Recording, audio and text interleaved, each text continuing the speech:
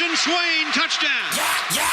It's time for the Swain Event with your host, Jason Swain. My man.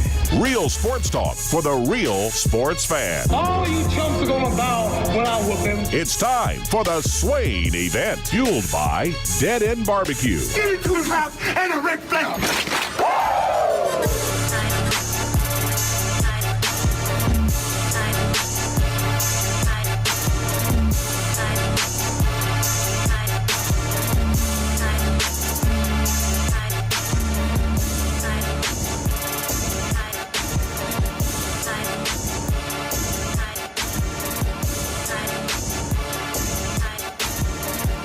Swain Event, SwainEvent.com, fueled by Dead End Barbecue, top 100 barbecue restaurant in America. Hope everyone is having a wonderful Tuesday. New week. Ben McKee, Go Vols 247. I'm Jason Swain, live from the Low T Center studio. This is the week, ladies and gentlemen. This is the week that we have circled on our calendars. 63-38 was the score. November the 19th, 2022 at Williams-Brice Stadium. Here we go, Ben McKee. Good morning, sir. Good morning. Hard not to be fired up on this Tuesday morning. Big game this Saturday night inside of Neyland Stadium. Tennessee's going dark mode, under the lights, prime time. I mean, it's now or never for Tennessee. Obviously, Florida was a huge game, but big game this Saturday night as they get ready to flip the page to a October that features 3 big football games as well. So a stretch of 4 games here in total that are going to define Tennessee's season, and it all starts on this Saturday night. So hard not to be pumped up for this one on a Tuesday morning. Tennessee defense of 2023. I just want to remind you of what South Carolina did last year. 35 first downs, 8 for 11 on third down, perfect on fourth down, 606 yards, 453 yards passing. Spencer Rattler with 31 out of 38. Yards per pass, 12 yards, 0 turnovers. Spencer Rattler, 438 yards, 6 touchdowns. Oh, yeah. You don't think these guys are going to remember that performance from last year?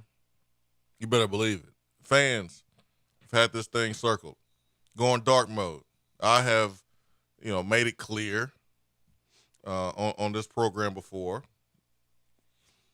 I do have a little pet peeve about wearing alternate uniforms that have the same color as the opponent, but honestly, I don't care. It ain't that serious to me. I know how this team plays with that dark mode on. Woo-hoo! Kentucky game last year. Electricity all throughout the stadium. And Tennessee handled business for 4 quarters in that one, man. If Tennessee comes out and plays like that and they need the dark mode helps them play at a certain level, I don't care. Whatever. But that's just my personal preference. Well, they also beat down South Carolina 2 years ago in black uniforms. That's right, they did with the white helmet. The white helmet. So, hey, for me, it's all about the win. It's all about improving. It's about playing better. I thought Tennessee played better in certain areas on Saturday versus San Antonio. Obviously, there's things to clean up.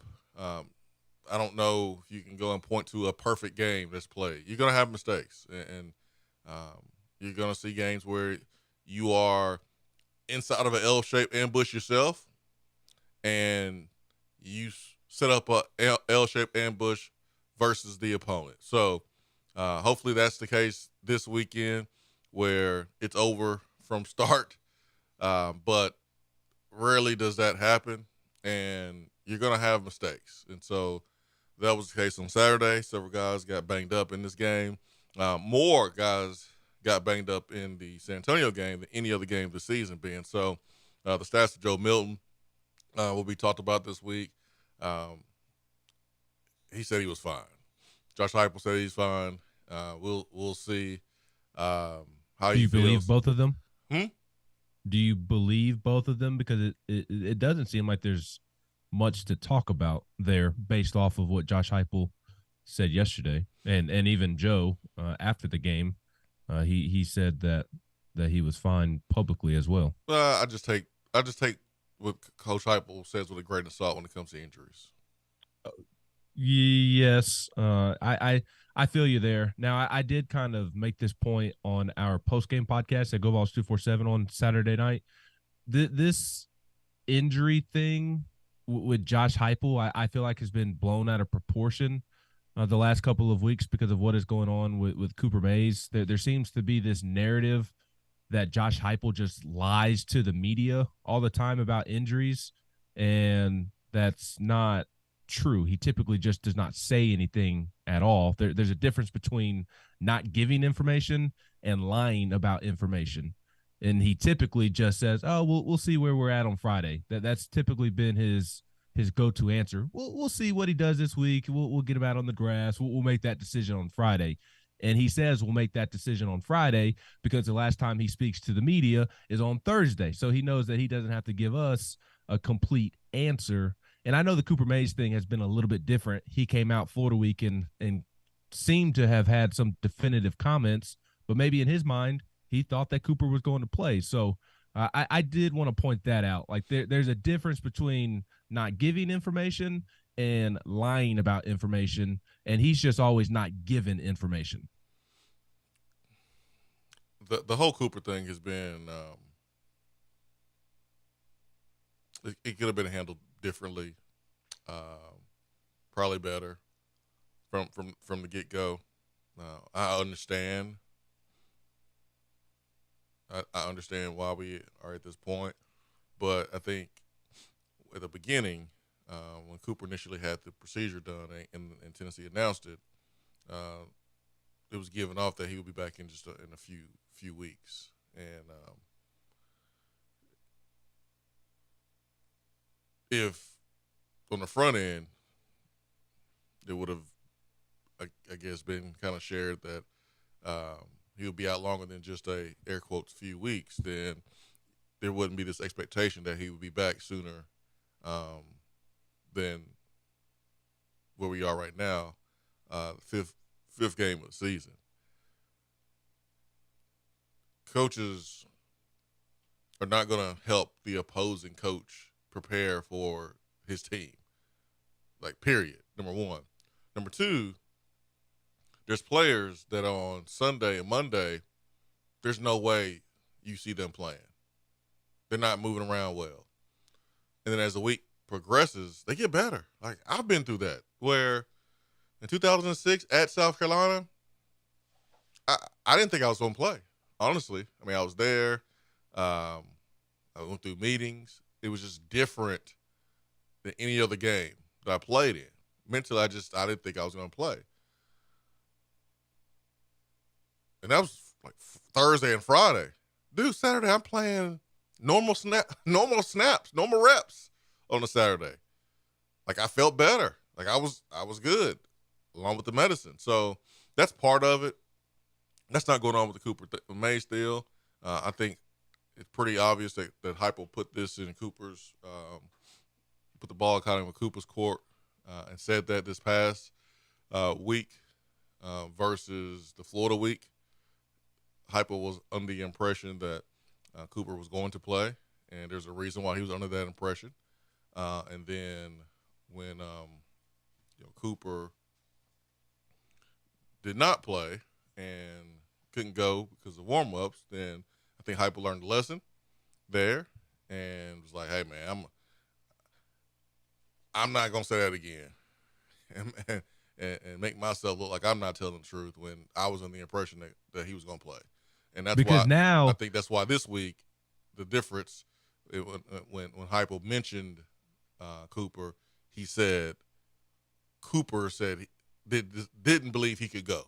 That's the difference. Cooper said he didn't go or couldn't go. So now it's about Cooper feeling confident about him being able to go out there and play and not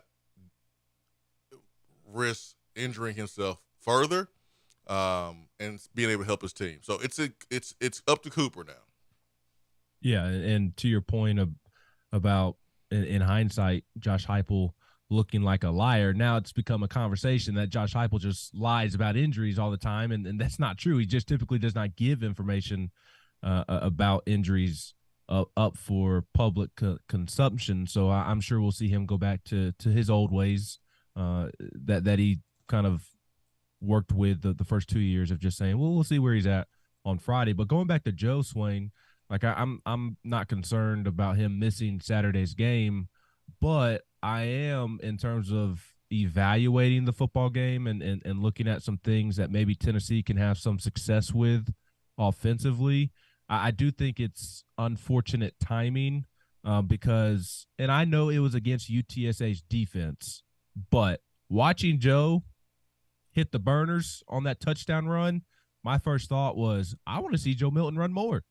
And I'd like to see him used more in a quarterback designed run game. I think they need to utilize his legs more and get him out of the pocket. That would obviously create some positive plays, I think, offensively, but I think it would also help the offensive line and maybe Joe not taking as many hits as he has at times this year. So I think it's unfortunate for Tennessee that maybe they won't be able to utilize Joe's legs the way they maybe would have used them more than they have in the past. And who knows, maybe they're still able to. I don't know how. Maybe Joe's not banged up at all. I have a hard time believing he's not banged up at least a little. If he's having an MRI done and he kind of looked the way that he did in the third quarter and got crunched the way that he did, I'm sure it's at least affecting him a little bit. Not to say that he's going to miss the game or anything like that, but I do think if you're Tennessee, you'd like to use him more in the run game. And now, because of what happened, I don't know if you will be able to at least this week. Well, he has this week to get better. He has medicine that he'll be able to use. This is a game where, especially right before bye week, you do whatever you got to do to win. So I know last year versus South Carolina, the pregame production meeting with Golish, there was not a emphasis put on running Hendon a lot. And that was after the Florida game when Hendon had 12 carries for 100-something yards and took a beating. I think Tennessee was lucky that he did not get hurt. I think from that point on, we were really careful about when we ran Hendon on design runs. Now, Hendon doing his thing on his own, that's something different. You may have a pitch count of design runs for Joe Milton in this football game, but you may have to go away from it depending on what the South Carolina defense is giving you. And they've been giving folks a lot because they're 14th in the SEC in yards per game. They're 14th in the SEC at yards per play. They're 14th in the SEC at pass defense. They're 14th in the SEC at tackles for loss. They're 14th in the league at opponents' first downs, according to Brad Crawford, 247. So if they giving you the Joe Milton run, you're going to take it if that's going to be successful. But I think going into the game, you have to be very aware of the amount of times that Joe runs the football, depending on his need. I think he's gonna be all right. Yeah, I do too. I didn't mean to make it something that it's not. Did you have that thought in your head, seeing him take off on that run? And again, I know it's UTSA, but he hit the burners on that run and pulled away from some college football players at a good football program there towards the end of that run. Did you watch that and think, oh, I'd like to see Joe use his legs more? I wasn't thinking that during the run. I was like, that's the Joe Milton from 2021 against Pittsburgh. Joe's always had that straight line speed. That hole was wide open. That was on the perimeter. And we've seen Joe kind of be a little hesitant running in between the tackles. But that was on the perimeter. That thing was wide open. I think Joe saw it. His eyes got big, and he hit the hole running full speed. So, yeah, I mean, I do want to see Joe Milton run more if it's open, if we can do it. But it all depends on the game plan. It all depends on what South Carolina is doing. I think Ace agrees as well. 865, 255. Yeah, he's made his way up in here. Hey, he's he's looking for some chickens. He wants the chicken wings this week. He's looking for me to open the door, let him outside because he keep ringing the bell by the door. It's like, dude, you just been outside. That's what he's doing. Usually I have the door closed all the way, but it was cracked, and he opened the door. It's like, hey man, you gonna let me out? So we'll take our first break of the day. It's about that time, anyways. Here on the Swain Event, 8:17 on a beautiful Tuesday morning here in Rocky Top, South Carolina, Tennessee. Primetime game, dark mode. Woo, woo. The line more in Tennessee's favor than where it opened. What is Vegas seeing that has some of the Tennessee fans kind of surprised? 865-255-03. Be right back.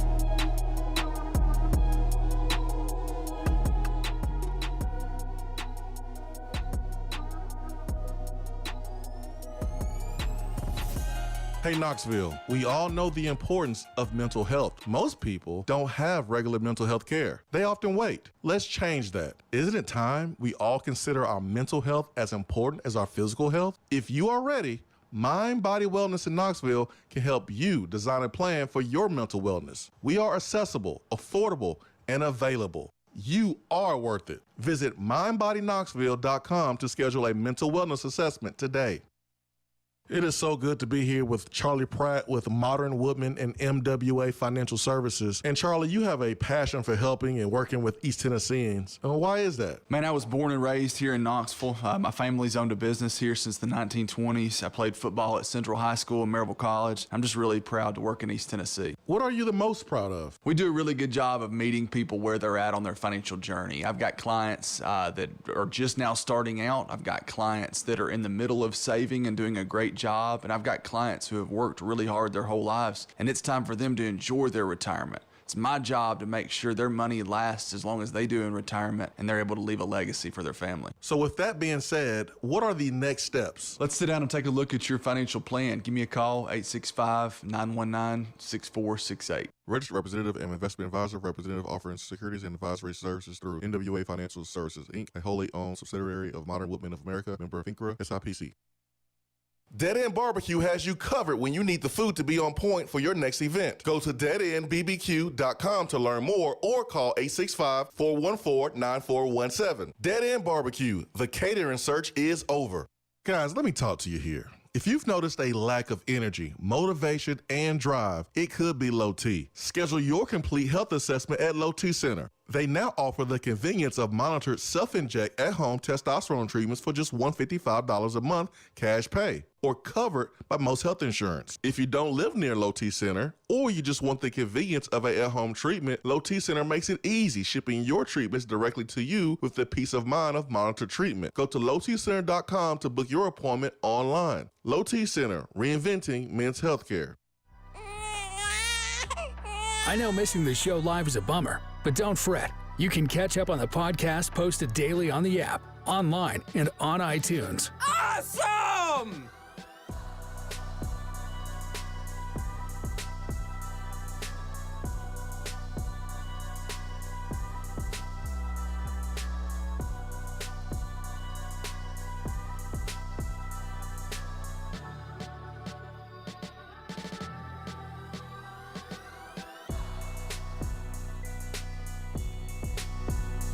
Swain Event, SwainEvent.com, fueled by Dead End Barbecue. Packed house, Dead End Barbecue. Friday and Saturday, before and after the game. We missed you, Ben. Said nobody ever. No, man, we missed you, man. We was hanging out on Friday before the game. Maybe one day when you get closer to town, you'll be able to. Yeah, that's the downside of people hitting us up on Twitter and saying, "Hey, I'm at Dead End. Where are you?" And you live somewhere to where you can get over there very, very quickly. It's a solid 25, 30-minute drive for me, depending on traffic. Jennifer Moore's got your back. She does have my back. She always has my back, and she can have your back if you are looking to move to Knoxville and find a new piece of real estate within the Knoxville area. She is the absolute best at her job and who she is as a person. She cares more about you and your experience, your family's experience during the process than she does about the actual process of buying a home. She wants to make your life stress-free. And again, I say it every Tuesday and Thursday, and I will continue saying it because she is truly the best. My family uses her, and I continue to see more and more and more Swain Event listeners using Jennifer Morris when they're trying to find some new real estate in Knoxville as well. So if you're in the market looking for a new place, reach out to Jennifer Morris of Keller Williams Realty. She will take great care of you. I agree 100%, my man. Ben McKee, Go Vols 247. Yeah, I want to see Joe run the ball more. I do. I thought Joe played a good game. Wasn't perfect. Can't really say anybody played a perfect game. Maybe Dylan Sampson, but I'm pretty sure there's some Jackson critiques. Ross. Who? Jackson Ross. Oh, yeah, he did pretty good. Yeah, he was real good. But I have never graded a perfect score in my 4 years at Tennessee. Never. I've had really good grades, but never a perfect grade. Never. So when you play 50 snaps, 60 snaps, 40 snaps, I mean, there's always something you could do better. And that was the case on Saturday. First quarter was good. Second quarter was good. Mostly the end of the second quarter, Josh Heupel was not happy. You can always tell during the halftime interview whether or not Josh Heupel is happy or not about what occurred in the first half. So the end of the second quarter, he was not thrilled. The third quarter, no one was happy. Tennessee allowed 14 points. Backup quarterback that came in looked like Patrick Mahomes, man. Looked like Tua from Sunday against the Broncos, man. The dude was on fire. And last 2 touchdowns, 170 yards. Owen McCown, and Tennessee did not score. But Tennessee in the fourth quarter handled business, created some turnovers, put up 14 points, extended the lead, allowing backup guys to go in. You had a lull for the entire game against Florida, it seems like. You had a lull in the Austin Peay game for more than one quarter. Virginia game, you had some lulls. You had one Saturday versus San Antonio, but it was for one quarter. You can't have an entire quarter of a lull. It's one thing to have a drive or two, offense, defense, but you can't have both sides having a lull for an entire quarter. That is going to get you beat moving forward. Tennessee is a favorite for a reason in this football game.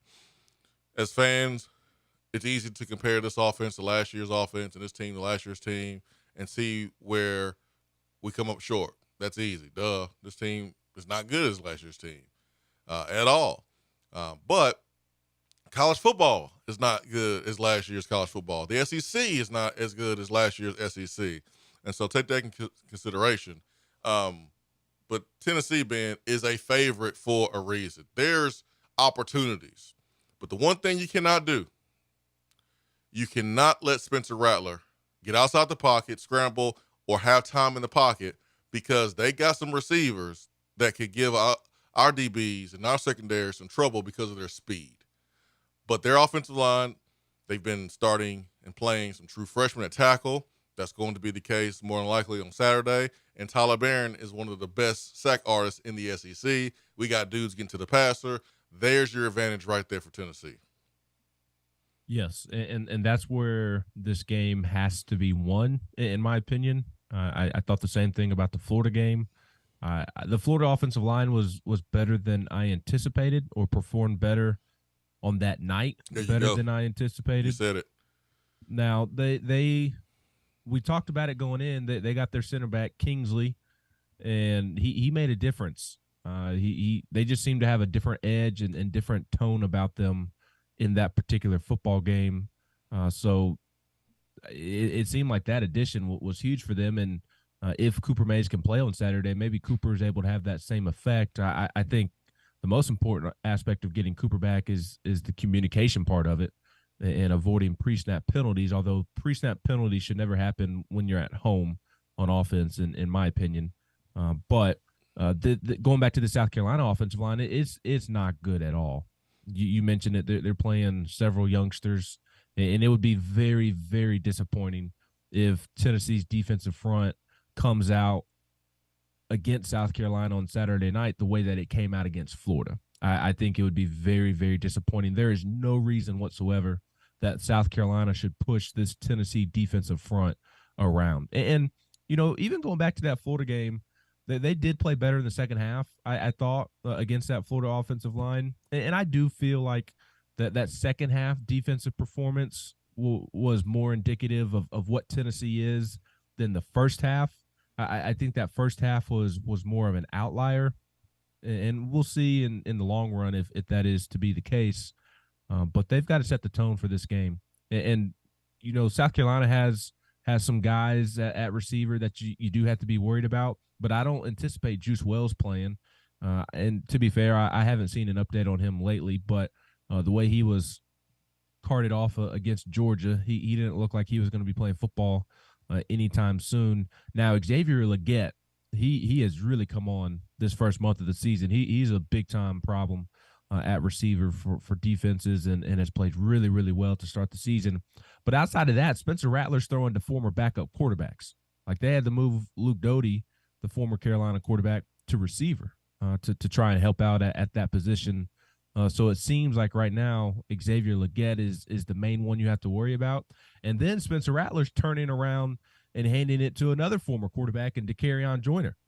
So not an ideal situation. Now, they did have a running back breakout over the weekend against Mississippi State, the Williams kid. So maybe that can spark something for South Carolina in the run game. But I think it just speaks to the level of play that Spencer Rattler is at, that despite limited resources on the perimeter and some guys being banged up, a bad offensive line, he's the best quarterback in the SEC right now. He is absolutely the best quarterback in the SEC right now, in my opinion. You think better than Daniels? I think so, because of what Jayden Daniels is working with and what Spencer Rattler is not working with. Jayden Daniels has the best receiver unit in the SEC at his disposal. He has a terrific offensive line in front of him, two big-time tackles that are protecting him. And I think if you put Jayden Daniels in Spencer Rattler's shoes behind a bad offensive line without your star receiver, a lot of people think Juice Wells is the best receiver in the SEC. At least a lot of people thought that coming into the season, but he's been sidelined due to injury. Again, you have Xavier Legette, but that's pretty much it, and you don't really have much of a running game. So I think if you put Jayden Daniels in that South Carolina offense, I don't think he's doing what Spencer Rattler has done. Okay, yeah, that's debatable, and I think that's a very, very good way of explaining it. It's always hard when you do that comparison. When we did that with Hendon and Stetson Bennett last year, and we've done it so many times when we're talking about quarterbacks that play on certain teams. And if you switch them, what would their numbers be and how productive would they be? But listen, I'm not going to disagree with you. Spencer Rattler he's been awesome.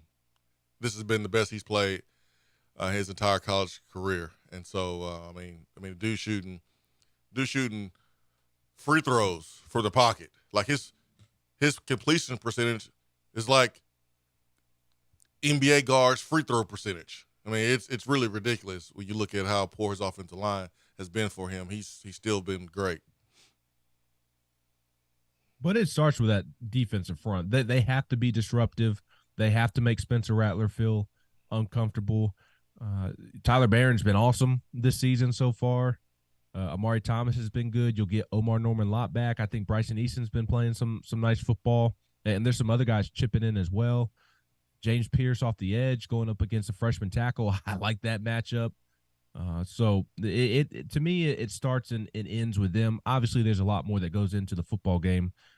But I think they have to set the tone, keep the crowd in it. And I think they're very, very capable of doing that on Saturday night. Yeah, man. We got to run the football. We got to be very intentional running the football. We got to hold on to our blocks. We got to block down the field.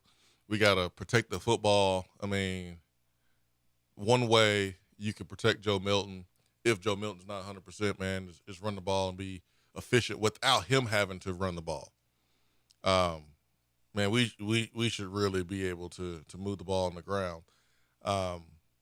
Where South Carolina is going to try to win this game is in a quick game. In the quick game, I think it's important for our DBs to answer the bell, tackle well in space, be able to play the ball when the ball's in the air. Like, South Carolina's not going to be able to line up and run the football. And if they do, then Tennessee has some bigger problems and probably don't deserve to win. But if you're on this Tennessee secondary, only way South Carolina wins if you don't play well. You got to play well.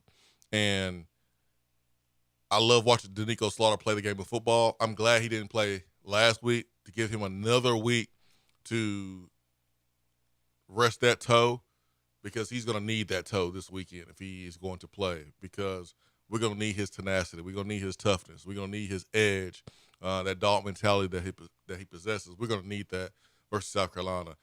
The place is going to be rocking. Doing the locker room on Sunday, our guest was Dante Thornton. And, Dante, it's no secret. He hasn't made the plays we thought he was going to make early in the season. Man, I had a good conversation with him. Man, dude's humble. He's coachable.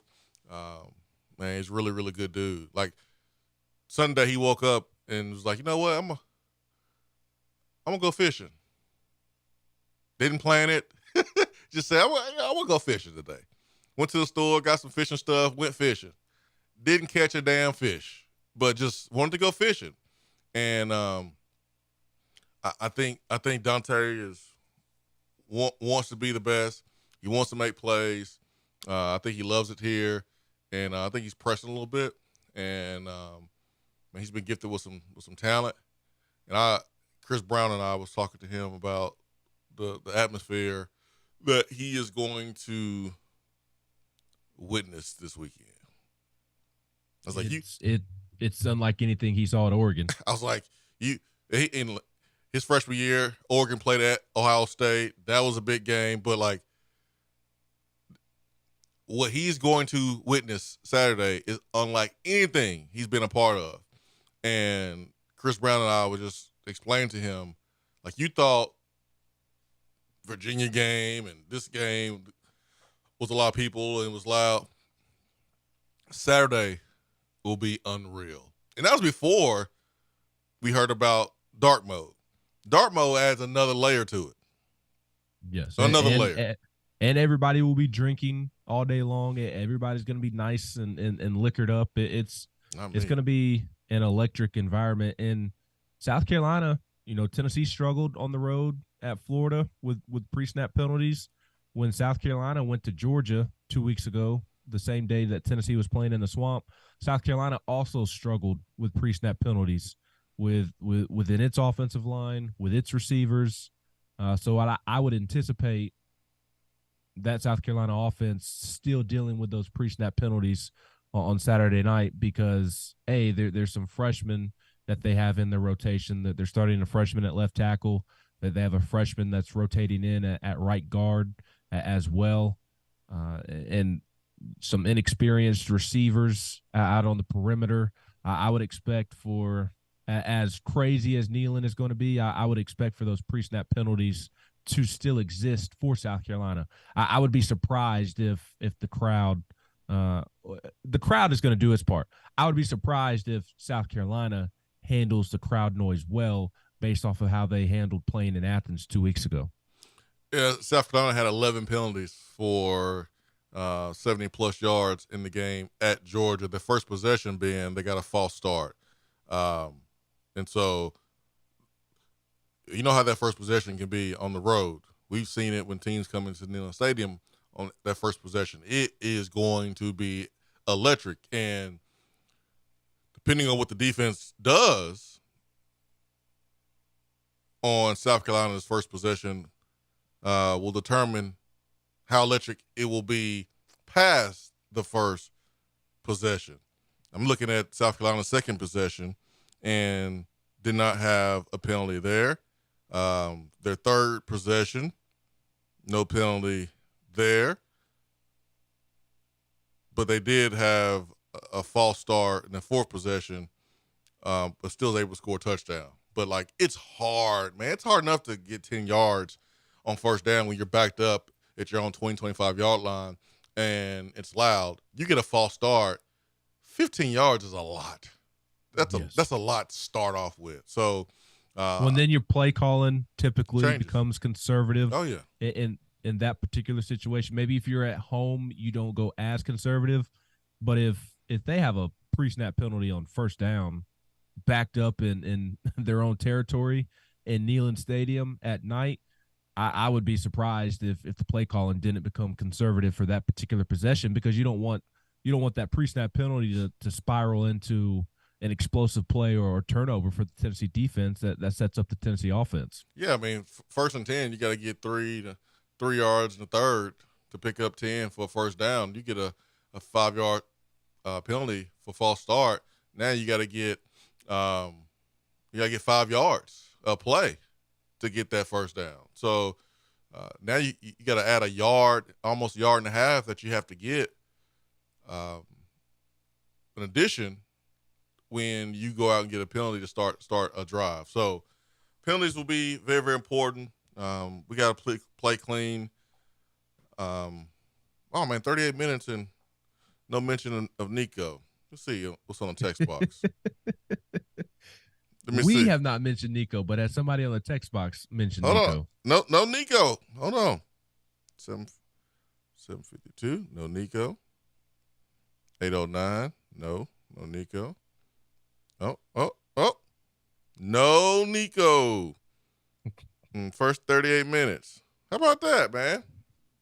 That's I think people are slowly starting to realize that Joe Milton isn't necessarily playing bad football and that he's not the issue offensively. Man, I'm going to take this break, Ben. We're going to come back. I'm not trying to dive into the whole Nico quarterback talk, but, like, I was thinking about, like, Hendon Hooker yesterday and him coming over from Virginia Tech and the years that he had here on Rocky Top. 865-255-03. Ben McKee, Go Balls 247. I'm Jason Swain. We are going to the Beatty Chevrolet text box here on the Swain Event. BeattyChevrolet.com. Stay with us.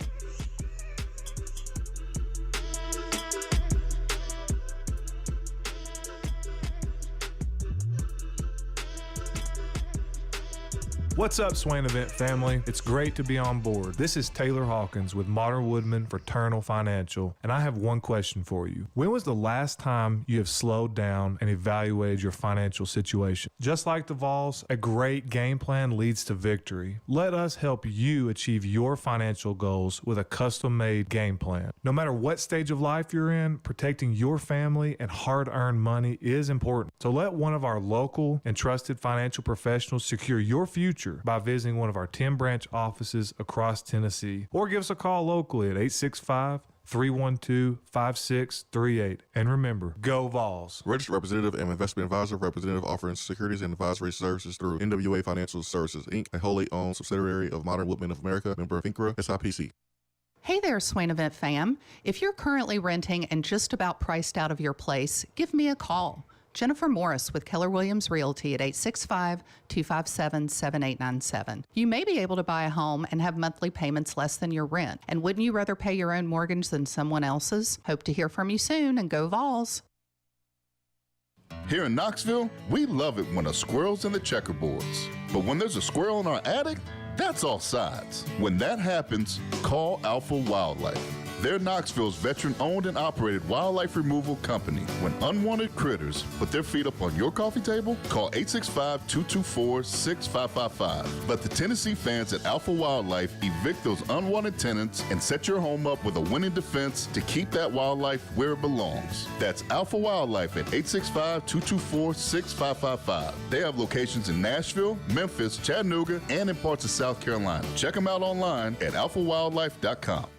We're here with Dr. Michael Carlson of Tennessee Regenerative Sports Medicine to discuss stem cell treatment and PRP. If you have orthopedic injuries, you should give them a call. That's right, Jason. We specialize in regenerative non-surgical orthopedics. So we treat damaged tendons, ligaments, and joints by using ultrasound-guided injections with stem cells or PRP. And this form of treatment actually stimulates the body's own reparative process and allows for healing of the damaged tissue. So, Doc, what makes your training different than others? Well, Jason, I've been practicing in Knoxville for 26 years, and I'm certified in interventional regenerative orthopedic medicine through the American Academy of Orthopedic Medicine.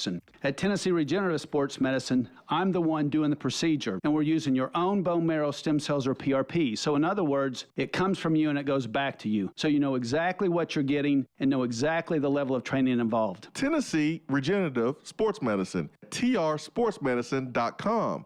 East Tennessee's leader in PRP and stem cell therapy.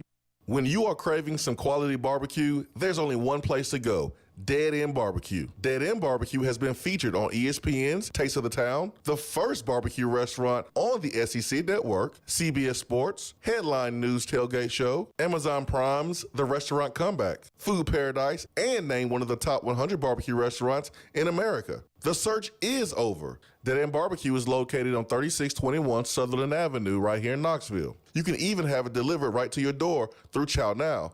Visit their website at deadendbbq.com. Dead End Barbecue. The search is over. The conversation doesn't stop when the show is over. Follow the Swain Event on Twitter and like the show on Facebook.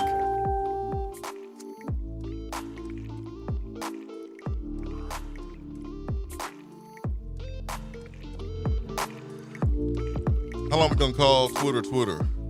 We still gonna do it. We gonna call it X or we gonna call it Twitter? I don't know. I don't know. It's Twitter to me, but technically it is X. I mean, so you heard the rejoin. I ain't changed. I resent it. So I don't know. Well, I guess we're also going to see how long people stay on X or Twitter when this subscription model apparently goes into place. I don't know that a lot of people will be utilizing we'll see, X and Twitter at that point. Yeah, we'll see. I mean, it's a very powerful tool. It's it's by far my favorite. But we'll see. Let me go to the text box this morning, and the text box is brought to you by Beatty Chevrolet, BeattyChevrolet.com. SUVs, trucks, starting at $995. BeattyChevrolet.com is the website. Helping a friend right now who's out of town. He got on the website, saw some of the truck prices, and was like, whoa, this is unbelievable. These deals are not like this where I'm from. I might have to make a trip to Knoxville. Do they ship? So go to the website, BeattyChevrolet.com.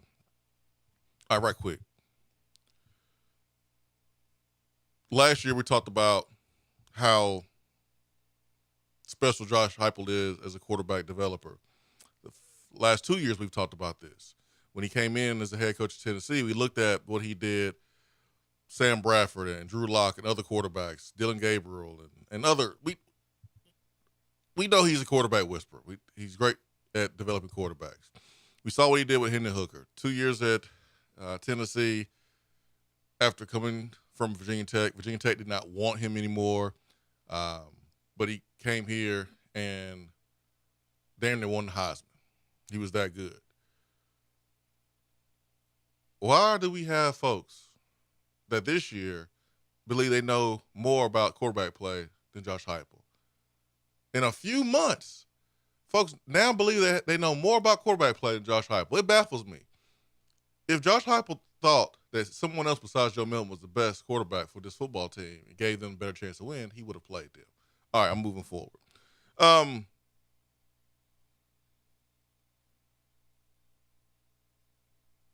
Riley Vaughn says McDowell was looking like his pops. He was looking good when he came in there. West Tennessee Vaughn says, will you be a dead end this Friday? We'll be in town around 2. What's going on Friday? I don't know. Maybe. Well, I don't know if you know this or not, but at around 2:00 you'll be almost through with your day job. Yeah, I mean, I won't be available too, but I mean, later that evening, who knows? Yeah, who knows? Like being said, man, it ain't nothing but a hop and a skip to get over there and barbecue. I'm jealous because when I'm so jealous that it's a hop and a skip for you, because when I was over there on my birthday, that's the last time I was over at Dead End. Got the Bernie Mac. You did. And the burn ends were as good as they've ever been. And yeah. They were so fresh and juicy and sweet. Oh, they were so good. I'm gonna have to get over to Dead End this week. You know, Tennessee baseball starts fall practice on Thursday, and today is the first official day of practice for Tennessee basketball, who will be a top 10 preseason team. And media day is next Tuesday. So my point in mentioning basketball and baseball, don't kill me, Nelson. Please don't tune out. I'm just mentioning it. It's football season, Ben. I know. But right now it's 3 sports season for me because I have to cover all 3. And so that means I'll be on campus more, which means I will have more time to kill in between. And that's not good for the dad weight that I've already been putting on, because I like to go kill my time at Dead End Barbecue with the Mac Attack or Bernie Mac. We ain't judging you, man. Yeah, my man Deezy flew in from Milwaukee and was at Dead End. I was doing some yard work Friday evening, and all the way up until dark, cleaning up. And I just happened to get on Twitter, and I saw his message. And I was like, oh, well, okay, cool. I'll be back. I haven't ate today, so let me go ahead and get on over that Dead End Barbecue. So we got a chance to hang out and kick it, man. And it was cool to finally meet Deezy, who calls in from Milwaukee from time to time. So it was good to see him, meet him, break bread at Dead End Barbecue.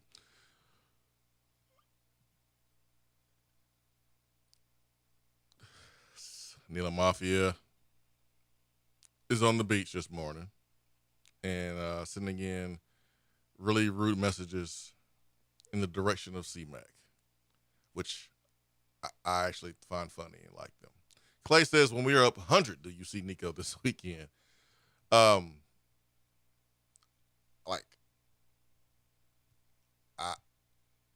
want to see Nico too when we go up by a lot of points. I couldn't wait to see Nico at halftime. We were up 31-0. I was like, all right, man, we're gonna go here and come out here in the third quarter, handle business, put up another 14 points, and then it's gonna be Nico time, because I want to see him too. I want to see him just like y'all want to see him, but I'm not trying to force him in like some of us are trying to do. And then when I can't believe they missed that face mask. It's so egregious. But I'm glad you mentioned that, because that's where I was going. Like, I want to see Nico behind the first team offensive line. I don't want to see Nico behind the second team offensive line, because the first team offensive line has its own issues. Why would I want to see Nico behind a second team offensive line that I know has double the issues? And typically, when you see the second team go in after blowing out the opponent doesn't just take out their first team.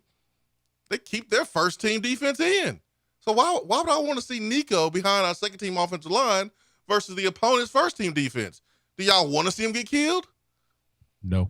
All right, I'm going back to the text box. Well, let me ask you this real quick about that third quarter. What were your thoughts on what went wrong with the passing game in that third quarter? Do you think Joe was a little gimpy from the hit that he took? And you and I were texting. There were a couple of throws that the receivers could have done better with their routes to be where they needed to be when the ball was going to get there. Just what was your perception of kind of what went wrong with the passing game there in the third quarter? I thought Joe's mobility was compromised a little bit, so that might have affected his fundamentals and his accuracy. I thought he was off target some. It was his fault. I thought the receivers dropped the ball or could have done a better job with maybe their routes being where they should be. I'm glad we haven't had a whole conversation, debate with people on the deep ball to Chaz Nimrod. I thought that was a play Chaz had to make and needed to make. I thought that was a perfect pass by Joe. As a young player, young receiver, you kind of learn what it takes to be a great deep ball catcher. And it's a low percentage throw. I mean, I've been saying this on this program for years for a reason.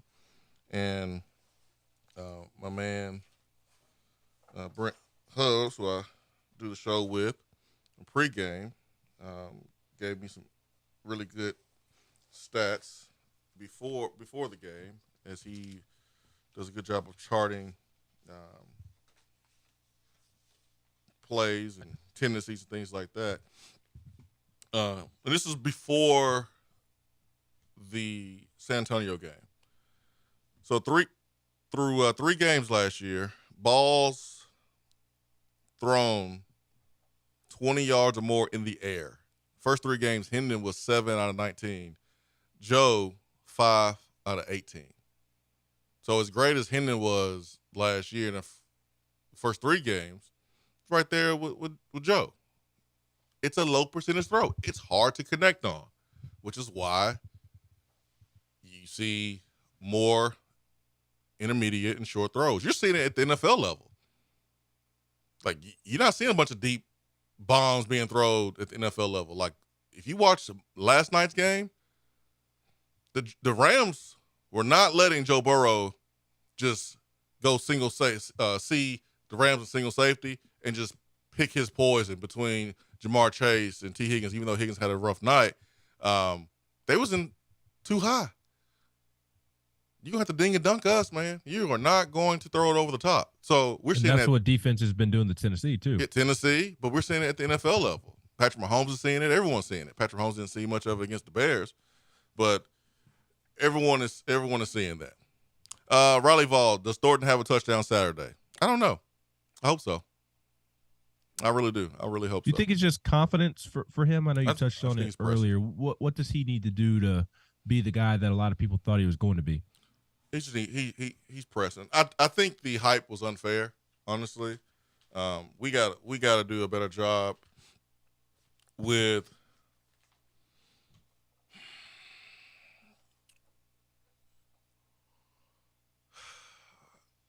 being positive about a player before they play a game in Tennessee, but not overhyping them to where expectations are through the roof. Like, preseason, there was talk about him being just as fast as Jalen Hyatt, being a guy that could be here just 1 year. Phil Steele, when I asked him who's the one player that he has his eyes on that's going to be a breakout player or be a great player for Tennessee, he mentioned Dante Thornton. Phil Steele didn't get that out of thin air. There was talk about Emmanuel Okoye being the greatest athlete at the tight end position, but he ain't played it down this year. Like, we just got to be careful about overhyping, because this is a fan base. This is a league where when you do that and you don't see those results, people are going to assume that something's wrong with the player. And that's not fair. you got to go look at Thornton's numbers at Oregon and ask yourself, okay, well, why didn't he have more numbers at Oregon? I think Thornton, honestly, I just think he's pressing too much. Anytime you drop the ball, when the ball hits your hands and you're looking away, that means you're not locked in on the ball. Like you're trying to run before you catch it. He just needs to relax. Are you seeing anything fundamentally with him that he could be better at or technically sound? No, he just needs to relax. He just needs to relax his It would be huge for Tennessee if he could become that breakout player that he is capable of being. I do agree with you. We need to be better about hyping these players up, and I'm just as responsible for that as anybody. I thought that this receiver room was going to be one of the better ones in the SEC, if not the best in the SEC, and to this point they have not been. But Dante Thornton developing into the talent consistently that he is would be huge for this offense. And you kind of mentioned some of those comments that we heard during the preseason. I mean, those are coming from the coaches, not media members. Joey Halsley, Tennessee's offensive coordinator, called Dante Thornton a freak athlete. He did not do anything to temper the expectations either. And then you mentioned Okoye. That was tight ends coach Alec Ablin talking about he has the potential to be the most athletic tight end to ever play the position. So with Thornton, it would be huge for this offense if he could find a nice little rhythm, because he does have that Jalen Hyatt skill set of being able to take the top off the defense and being a matchup nightmare for defenses. Thornton is a freak of an athlete. I mean, he's 6'5", he can run, he's big. Yeah, like he's a freak of an athlete. But it's a difference between being a freak of an athlete and being a receiver. Like Robert Meacham was a freak of an athlete, but Robert Meacham had to learn how to be a receiver. And even when he got to the league, still had to learn how to be a receiver. There is a difference. And Thornton is learning how to be like a receiver. And he's going to be fine. I mean, dude, Jalen Hyatt had 2 years of so-so play. Freshman year was better than so-so as a freshman. I'll take that back. The Pruitt year, he was pretty good as a freshman. A couple catches against Alabama. But the next year wasn't good at all. And then he had the breakout year. So, like, Hyatt took time. And this is Thornton's first year inside the system. He needs to relax. He needs to understand that, he's 6'5". The deep ball versus Florida, where it could have been pass interference. I feel like Dante could have went up 2 feet, caught the ball, used his body and caught the ball more at the highest point. But he's gonna be fine, man. He's a good dude. He's coachable. He's talented. He's gonna be fine. Just needs to relax. And if there's a slight positive at this point, it looks like he'll be back for another season. yeah, for sure. Mm-hmm. Well, who knows? But for Tennessee's sake, you'd love for him to really come on these last 8 regular season games and turn into a guy that won't be back next year via the draft, because that means he really burst onto the scene and finished the year out really, really strong. Yeah, I shared with him this, that it doesn't really matter, good or bad, what you do versus Austin Peay and San Antonio and Virginia. It doesn't matter. What matters in a place like Tennessee is what you do in games coming up. South Carolina, primetime. Revenge is on everyone's mind. A&M, Alabama, Kentucky. Like, what you do in those games, you ball out, 20 years from now, people will be talking about your performance. People still talk about Jawan Jennings' performance versus South Carolina. People still talk about Jay Graham's performance against Alabama when he played.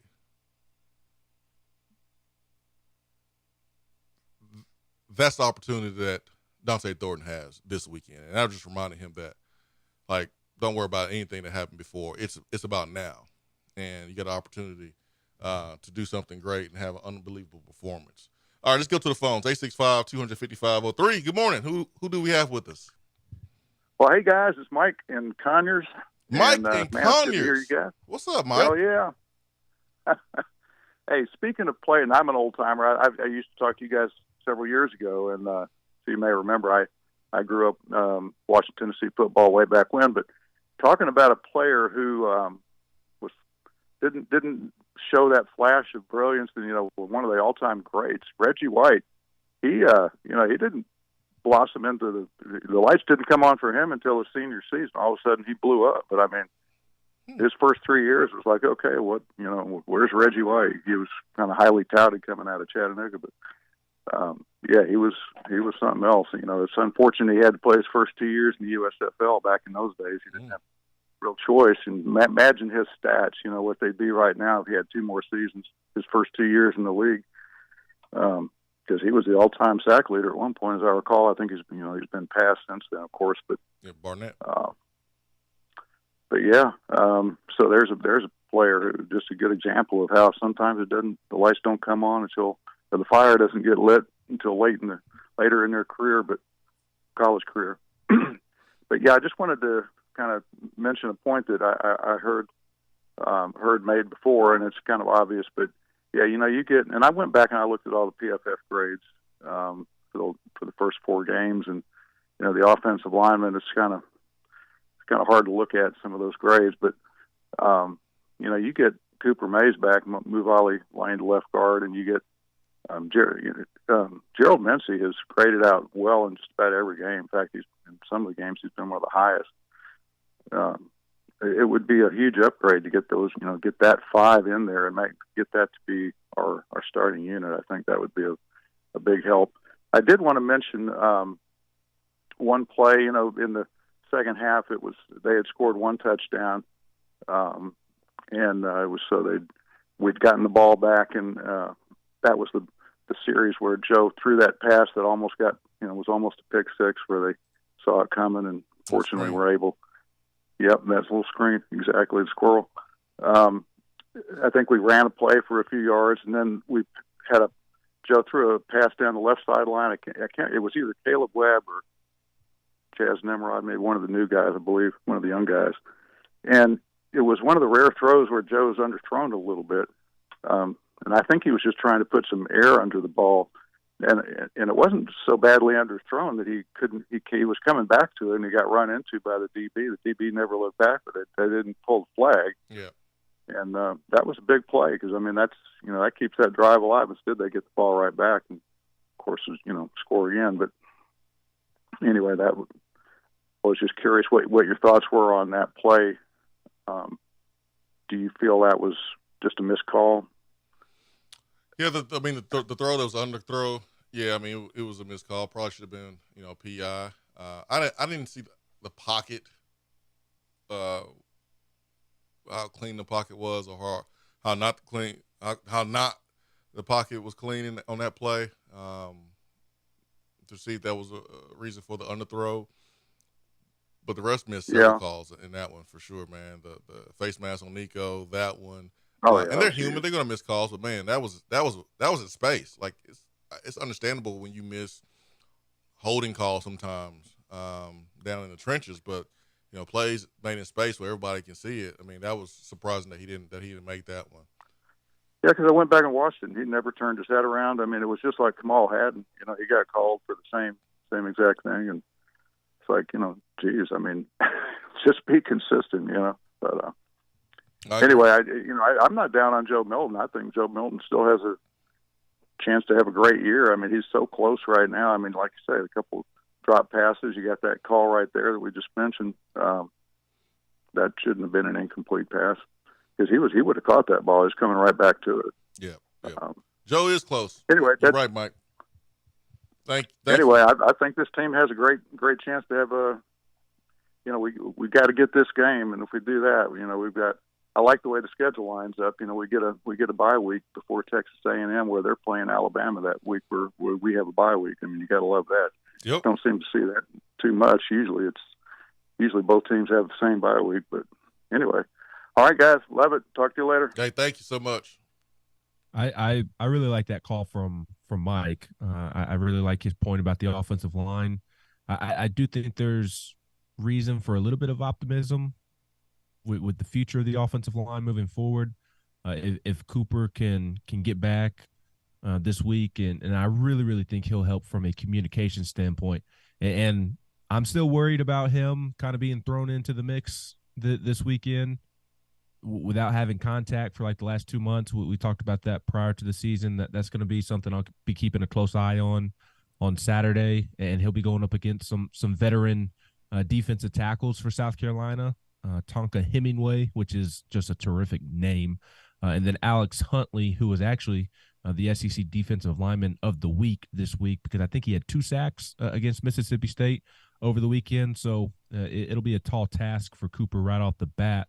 But if you can get Cooper back into the mix consistently, and he's playing at the level he's capable of, and if Gerald Mincey can get out of his own way, which, yes, I'll believe it when I see it, but there is an upgrade at right tackle when Gerald Mincey is in there, in my opinion. And left guard has been something that has not been enjoyable to watch from my perspective. So maybe sliding Ollie Lane over there helps that spot out as well. But I think that this offensive line can take a step forward, Swain, if you can get those 2 guys going, Cooper Mays and Gerald Mincey, and then I think Ollie Lane's better suited at left guard than Andre Carrick. That's my personal opinion. I obviously don't know the ins and outs of O-line play, but I'd rather see Ollie Lane at left guard, quite frankly. But if you can kind of get those 3 spots more solidified, then this offensive line won't be the best in the SEC all of a sudden, but I think it can take a nice step forward from what it has been. Yeah, be better. I had to go look up Reggie White's numbers. I don't know, Mike. I mean, freshman year, 51 tackles, 32 solo, 2 sacks, recovered 2 fumbles. That ain't bad. Sophomore, led the team with 8 sacks. Mike led the team with 7 tackles for a loss. It's pretty good here, Mike. It's pretty good. Well, I think Brian Hunsucker makes a good point on the text box. Reggie White had 17 sacks his first 3 years in an era that teams ran the ball the majority of the time. Yeah. I don't know, Mike. And then, 32 sacks. Overall, 19 tackles for a loss, 4 fumble recoveries, batted down 7 passes. 15 sacks in 83 was a school record. Oh, I mean, hey, I don't know, Mike. I do agree with the point, the general point that, hey, man, it takes time to play your best. Reggie White was always going to be a tough example to use because he's one of the best football players ever in history. But Thornton's going to be okay.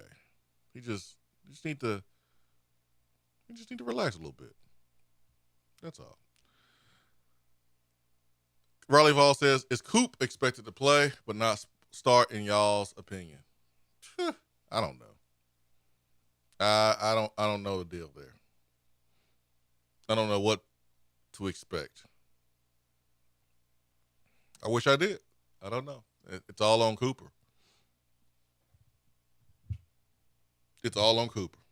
That's the best way I can deliver that. And being I know you probably don't need to or want to add anything to that. All right, let's go back to the phones. Good morning. Good morning, guys. What's up, Turkey Man? Hey, man. Gobble, gobble. Gobble, gobble. How we doing there? Too good. Been a long time. Doing better now. I heard that. Well, I heard that you want to be a daddy again, Ben. Yes. Yep. We're expecting number 2 in March, and should find out the sex of the baby this week. So we're really, really excited. My wife is hoping for a girl, convinced it's a girl. I'm good with either or. I just want everybody to be healthy. That's the main thing. Hey, a little bit on what you guys talk about there. It seems to me that Joe has been reluctant to run because it looked like there was times that he actually could have run and chose not to. And I wonder why that is, because he is gifted. Why do you feel like he's reluctant to run? On passing plays or running plays? Or just in general. I mean, well, opportunity. Well, I think we need to be able to tell one from the other, because I think it matters in the passing game.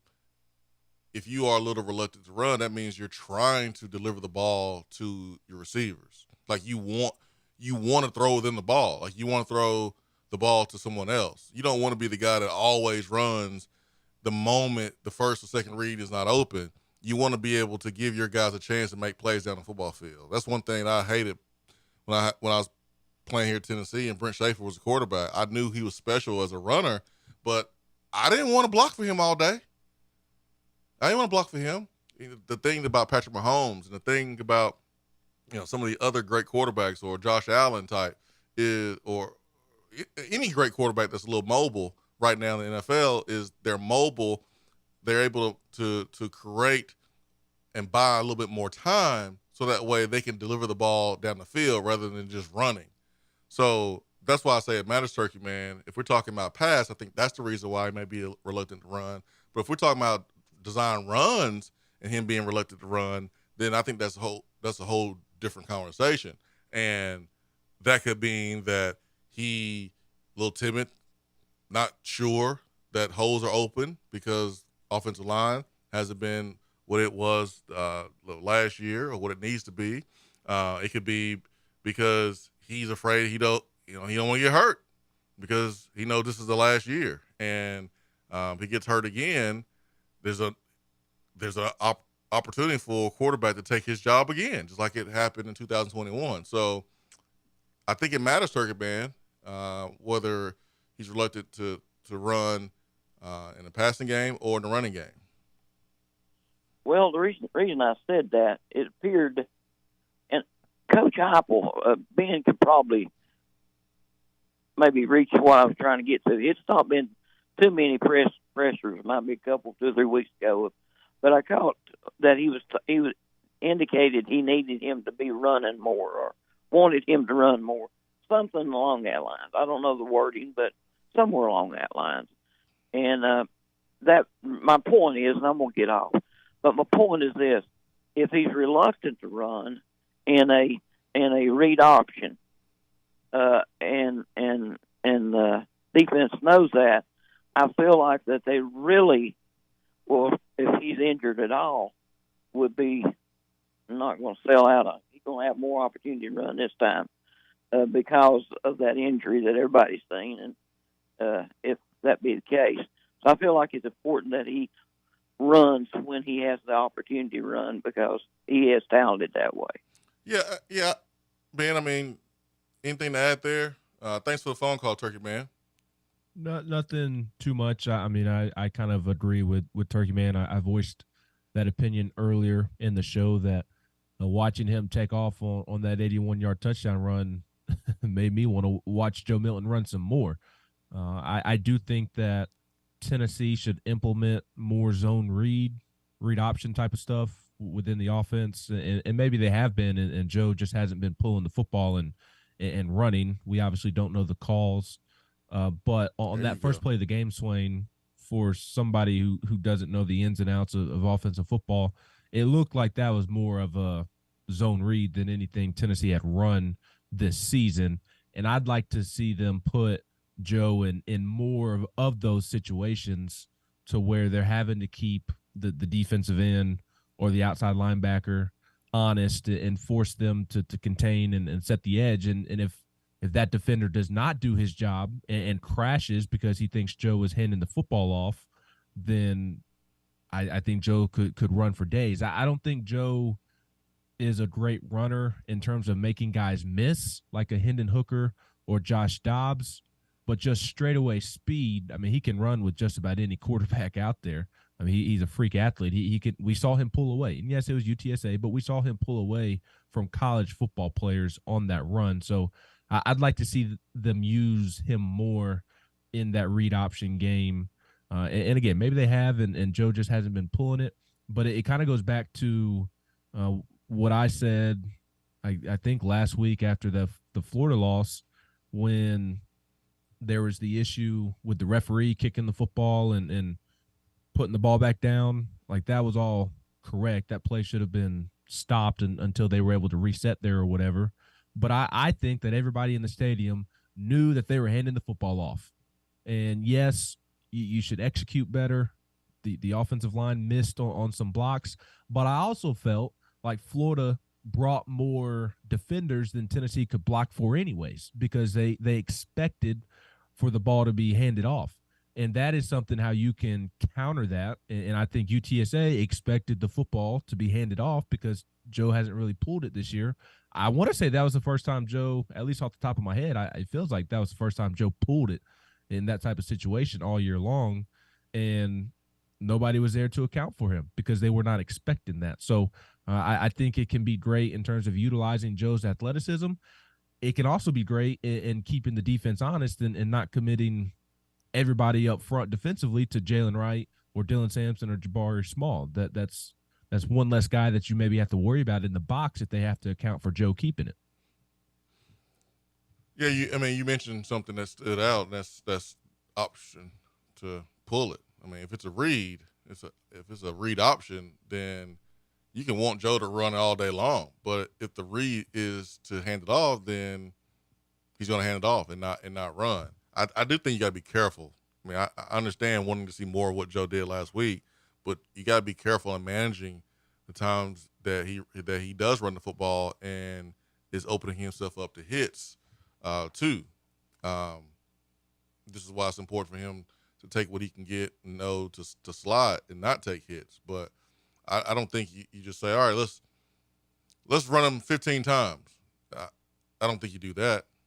I don't think you run him 10 if you can help it. But if you have to do that to win the football game, then you have to do that to win the football game. I'm saying I don't think you're going to have to do that in this football game to win by running him 10, 15 times. I agree. And I especially agree with limiting him, keeping him on a pitch count, so to speak. And I'm not saying run him 10 to 15 times a game. I just and you're right. You know, the read option, you're reading the defense. Maybe it hasn't been there for him to pull it down and run with it like I mentioned. But I don't see why there can't be 2 or 3 times a half. Yeah. That Joe intends to pull it and maybe get out on the perimeter and edge. And if anything, just to keep the defense honest. I think that's as important as him trying to pick up yards on his own, because then all of a sudden, 6 or 7 guys just aren't fully committed to stopping the running back, and that's one less guy you have to worry about in the box. Yeah, man. I do not disagree with you. I think Joe needs to be more of a threat running the football. But I do think him as a runner in the passing game and him as a runner in the running game are 2 different things, whether or not he's timid. So wanting to get the ball to your receivers is, I don't think, timid, but I do think if you are tippy-toeing and this design runs, yes, that's timid. But if you're deciding to stay in the pocket, stay behind the line of scrimmage so that way you can deliver the ball down the football field, that's just you wanting to get the ball to your playmakers on the outside rather than take it yourself. 865-255-03. Ben McKee, Go Vols 247. I'm Jason Swain. Don't go anywhere. Swain Event, fueled by Dead End Barbecue. We'll be right back.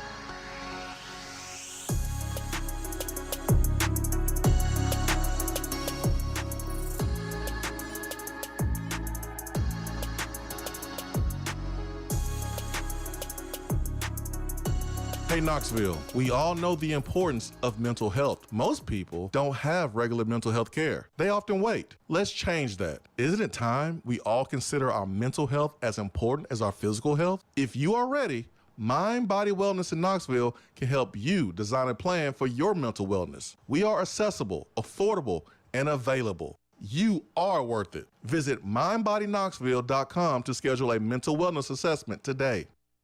When you are craving some quality barbecue, there's only one place to go. Dead End Barbecue. Dead End Barbecue has been featured on ESPN's Taste of the Town, the first barbecue restaurant on the SEC Network, CBS Sports, Headline News Tailgate Show, Amazon Prime's The Restaurant Comeback, Food Paradise, and named one of the top 100 barbecue restaurants in America. The search is over. Dead End Barbecue is located on 3621 Sutherland Avenue right here in Knoxville. You can even have it delivered right to your door through Chow Now. Visit their website at deadendbbq.com. Dead End Barbecue. The search is over. Hey, Vol Nation. This is Charlie Pratt, financial representative with Modern Woodman and MWA Financial Services. Modern Woodman has been touching lives and securing futures for 140 years. Being born and raised here in East Tennessee, I'm honored to help East Tennesseans in all phases of life with retirement planning, investments, and life insurance. A big win on Saturday starts with preparation early in the week. A secure financial future starts with planning today. Contact my office today at 865-919-6468 to review your financial plan and make sure you are on track for success. As always, go Vols. Registered representative and investment advisor, representative offering securities and advisory services through NWA Financial Services, Inc., a wholly owned subsidiary of Modern Woodman of America, member of FINCRA, SIPC. Good morning, Swain Event family. Take a deep breath in and release. We're all back together in the AM and life is good. If you have real estate needs, just give me a call, Jennifer Morris, at 865-257-7897 or email me at jennifermorris865@gmail.com. And go Vols. Just because you can't call in doesn't mean that you have to sit on the sideline. Impact the show with a text box. It's part of the free Swain Event app.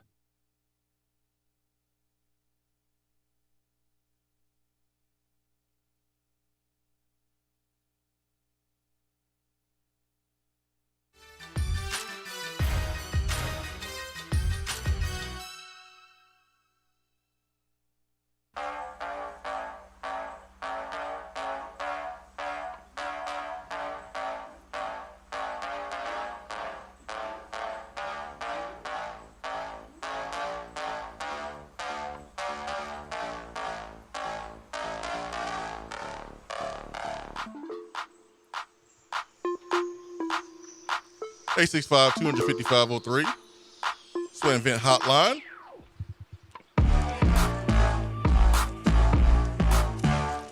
Fellas, ladies,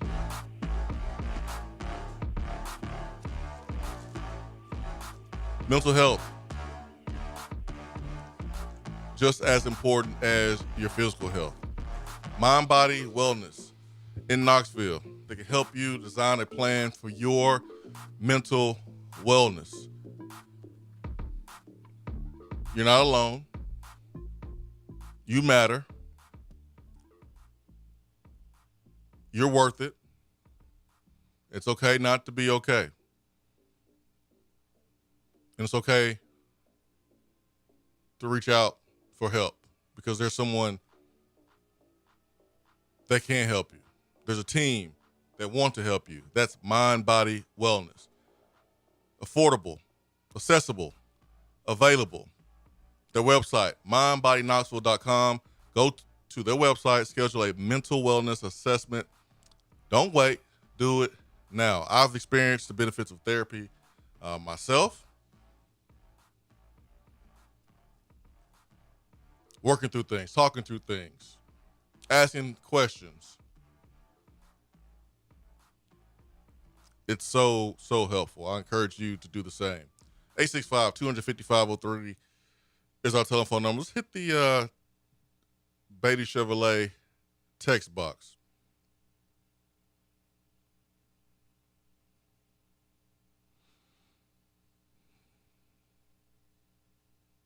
Champagne says, is there a new rule in college football where a player with the ball goes out of bounds and the ref stands over the ball till defense can sub? I don't know what the officials were doing last game.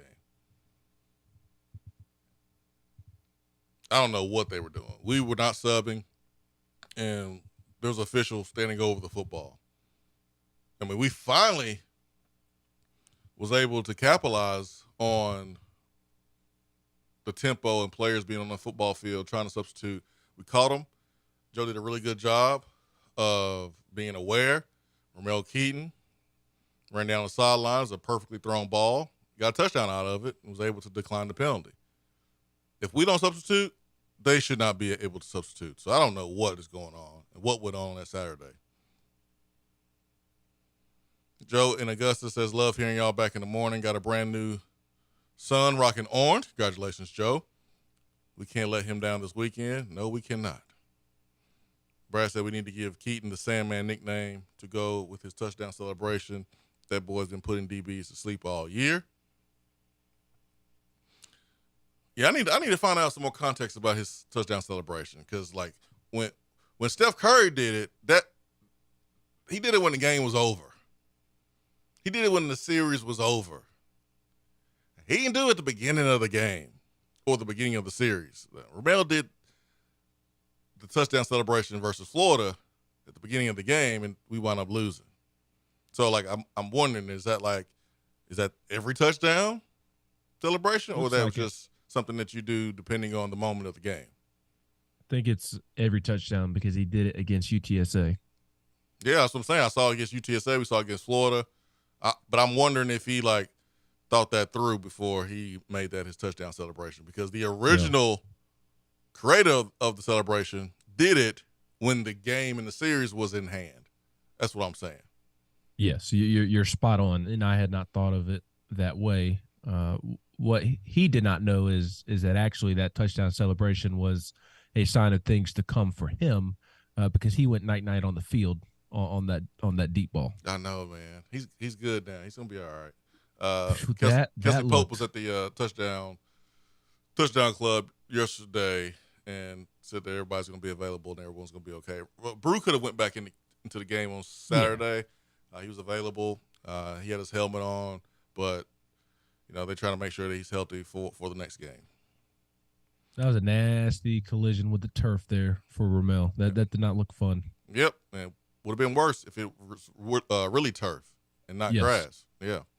Chip Payne, another good example is Cordell Patterson, who's a freak who learned the receiver position. Yeah, he ain't learned it yet because he ain't playing receiver. Or he's just that much better with the ball in his hands at running back. Either or. But Cordell Patterson, who is a freak, it just didn't work out for him at receiver. But it don't matter. Put the ball in his hands and watch him work. We need this weekend to be the LSU last year when everything clicked and we showed out and made the statement. Just go win. Well, hey, if you just say just go win, that's not everything clicking. You don't need everything click to win. Because what Tennessee did to LSU was more than just win. Tennessee beat LSU down, outclassed them in every phase of the game, outcoached them, outplayed them, outschemed them, was ready to play early. That was more than just a win. I would love it if Tennessee had one of those games at home. Because Vegas knows something that we don't know. The line's 12.5 points for Tennessee. That's almost I was surprised. That's almost 2 touchdowns, folks. Yeah, I was very surprised. I thought Tennessee would be a 4 or 5 point favorite. You typically get 3 points if you're the home team, and then I thought Tennessee would get an extra point or two, because I do think that they are better than South Carolina. I'm not sure how much better, but I was surprised it being nearly 2 touchdown favorite. That one I did not see coming. You know what's weird, Ben, is that I'm not disagreeing with you that you think Tennessee is better than South Carolina, but Tennessee has not been tested except for one game, whereas South Carolina, they've played North Carolina, they've played Georgia, and they've played Mississippi State. They've played 3 D1 legitimate teams, and Tennessee's only played 1, and we failed that test. But I do think when you look at the personnel matchups between Tennessee and South Carolina, it favors Tennessee. especially in key places like in the trenches. So that's very, very interesting. Casey can't call in today, but I will be heading to Rocky Top for the game. Please get this win. Otherwise, I'm calling Jennifer Morris to sell our house in South Carolina. Go Vols. Nelson, when do you think we will get Peely back? By the time baseball season starts. Yeah, pretty much. I'm kidding. What, early November, probably? Late October? Yeah, I think that's the timeline. Somewhere in there. That's the timeline, yeah. Raleigh Vol said, who steps up Saturday on each side of the ball? I like this game being a Brew McCoy type of game on the outside. I like McCall Castles or Warren have an opportunity to make some plays in the middle of the football field if South Carolina goes to too high safety. And I like Jabari Small in this game. Defensively, I think Tyler Barron is going to do his thing. Omar Thomas, James Pierce, those are guys I'm looking at. This is an Aaron Beasley type of game. I don't know who's going to make plays in the secondary. I don't know. But those are the guys I'm looking at.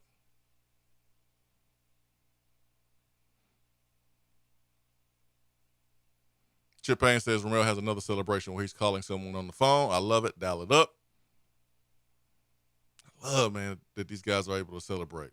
Oh, last thing right here. Someone asked. Let me get back to it. It was about Southern Cal and Colorado. I'm trying to find it. Our thoughts on that matchup in that game. While I'm trying to find it, I'll say this.